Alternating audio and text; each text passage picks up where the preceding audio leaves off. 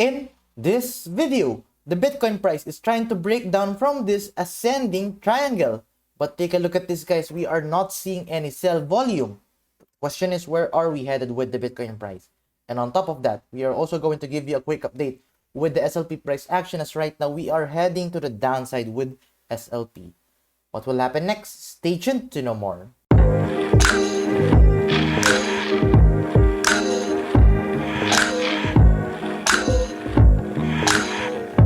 Welcome back to another Gabb's cryptocurrency video where we trade by data and not by hype. And if you haven't subscribed to my channel, click the subscribe button down below and hit the notification bell so you won't miss out daily technical analysis like this.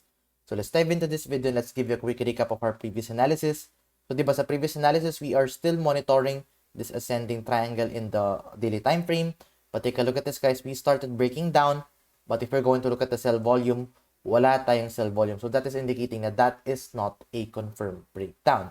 So right now, this is actually indicating that we are currently trying to bleed with the Bitcoin price. So this is more likely going to the downside.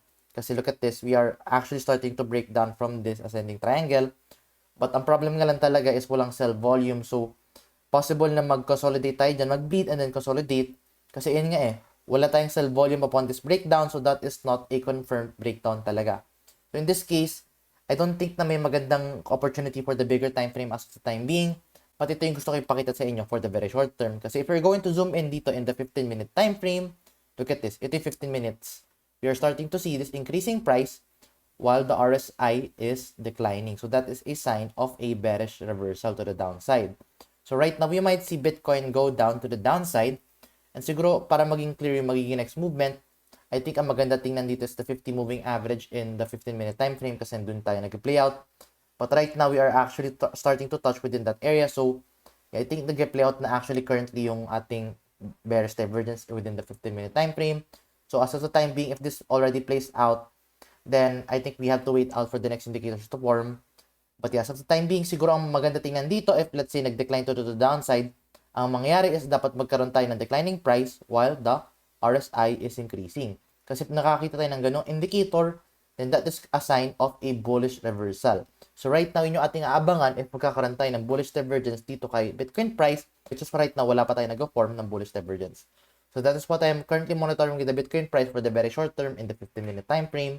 So by the way, guys, if let's say magkaroon tayo ng sell volume dito kay Bitcoin, then we might actually see Bitcoin go down up until this target, itong 30K. Pero right now, wala tayong sell volume, so that is not yet a confirmed move talaga. So take note, 30K is only possible if magkaroon tayo ng sell volume, which is right now wala pa. So right now, if you want to say na babagsak si Bitcoin to 30K, kailangan natin ng sell volume badly, which is right now wala pa talagang sell volume. So now, let's dive into the Bitcoin dominance, and this is actually within the altcoin market, kasi always remember, whenever the dominance is increasing, that is indicating na altcoins are going to bleed.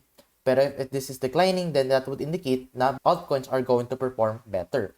And as of the time being, though now we are moving sideways sa ating Bitcoin dominance, it's actually starting to increase. So that is indicating na altcoins are going to bleed against Bitcoin for the time being.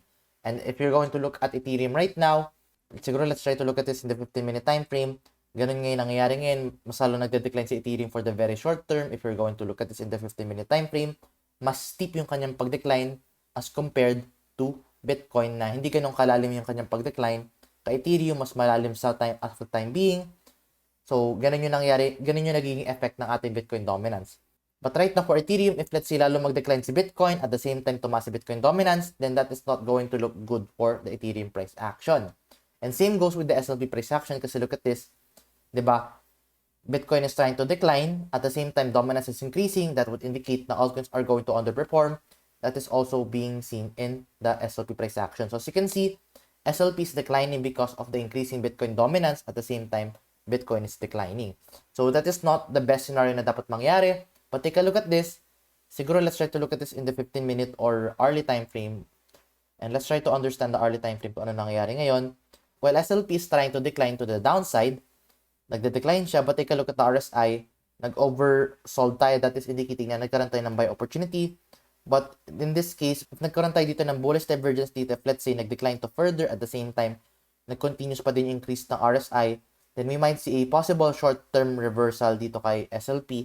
Take note that is only for the very short term, only if makakita tayo ng bullish divergence within the 15-minute time frame dito kay SLP or siguro in the early time frame. But right now, wala pa tayong bullish divergence, so this is not a confirmed move yet. Pero let's say, lalo pa mag-decline dito si SLP at lalo bumagsak, then that is actually a good shorting opportunity and one of the best place to trade. SLP is actually in Bybit kasi dito kay Bybit pwede mo i-short si SLP. Unlike kay Binance, bawal ka mag-short na SLP. If you want to trade SLP with leverage, you can only do that with Bybit. And if you want to claim bonus with Bybit, just use my sign-up link na you can find in the description down below. So, in muna update natin for the time being. If you find this video useful and informative, please give this video a like. And if you want to see more contents like this, please subscribe for more. I'll see you in the next video and bye-bye for now.